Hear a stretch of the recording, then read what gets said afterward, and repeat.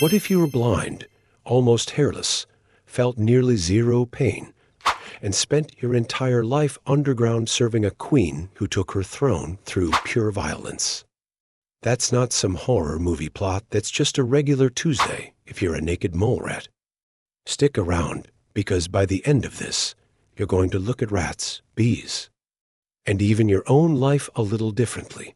You're born underground in the middle of nowhere, in a tunnel system that stretches for miles beneath the deserts of East Africa, places like Kenya, Ethiopia, and Somalia, where the ground is hard, dry, and completely unforgiving above the surface.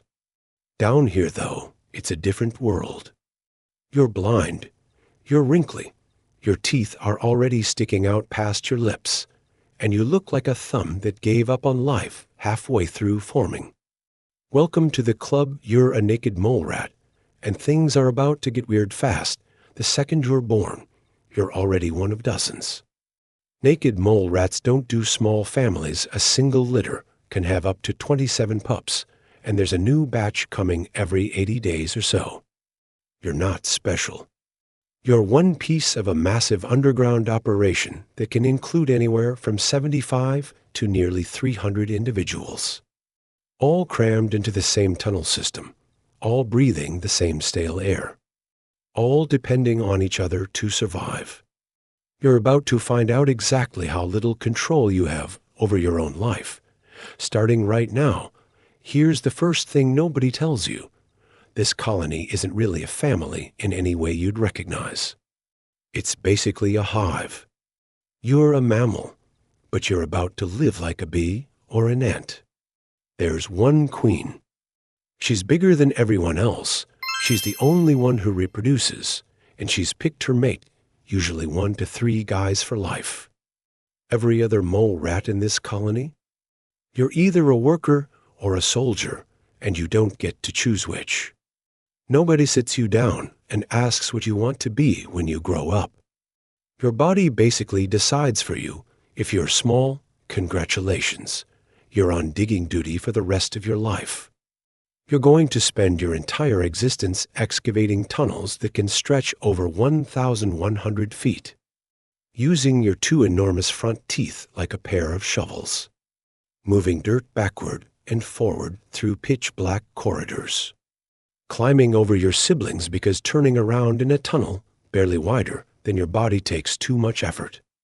You don't walk forward and turn, you just reverse straight back down the tunnel, like a furry little freight train running in reverse gear for your whole life. Imagine your entire job forever being crawling backward through a dark tube. If you're bigger, you get bumped up to what scientists call the non-working caste. Sounds like a promotion, right? Wrong. Now your job is to sit around the queen's nest and defend her and the pups from predators, mainly a snake that can slither straight into your tunnels and swallow colony members whole without warning. So you didn't get out of working. You just traded shovel duty for guard duty against something that can end you in a single bite. There's no retirement plan here. There's no vacation. There's just the tunnel, the job you were assigned, and the queen you serve.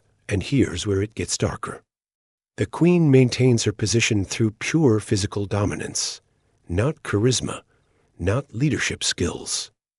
She shoves the other females, she bullies them physically on a regular basis, and that stress alone is enough to suppress their reproductive hormones completely. Every other female in that colony is biologically capable of breeding. Their bodies are ready, but they don't, because the queen won't let them. Her aggression alone keeps an entire population of females infertile for years at a time. If she dies, there's no peaceful transition of power, no coronation, no next in line. The remaining females go to war with each other, sometimes for weeks, until one of them wins and takes the crown through sheer force. You could be sitting in that colony for years, biologically frozen, waiting for a violent power vacuum. You might not even survive yourself. Now, let's talk about your body, because it's doing some genuinely bizarre things just to keep you alive down here. You can't regulate your own body temperature, the way most mammals can. You're basically cold-blooded for a warm-blooded animal, which means if the tunnel gets cold, you get cold, and there's nothing your metabolism can do about it. So you huddle in giant piles with your entire colony just to stay warm, packed together like a pile of wrinkly commas. Because none of you can do it alone, you feel almost no pain. And not in a cool superhero way, in a deeply unsettling way. Chemicals that would make any other mammal scream in agony: acid, capsaicin, the exact compound that makes chili peppers burn your mouth, barely register for you at all. Scientists think it's because you're constantly getting bitten, scraped, and jabbed in those cramped tunnels every single day. So evolution just turned the pain dial down to almost zero, so you could keep functioning instead of being incapacitated constantly. You're also nearly immune to cancer. Which sounds great until you realize why. While the rest of the mammal kingdom is out here developing tumors as they age, your cells have a built-in shut-off switch called contact inhibition that stops uncontrolled growth before it can even start. And on top of that, you can survive up to 18 minutes with essentially zero oxygen. When your tunnels get so crowded and airtight that oxygen levels crash to almost nothing, most mammals would be dead within minutes. You just switch your entire body's fuel source from glucose to fructose. Run on a far less efficient but oxygen-free metabolic process. And keep functioning like nothing happened at all. You'd think all this insane. Borderline alien biology would come with a short, brutal life to match. It's actually the complete opposite.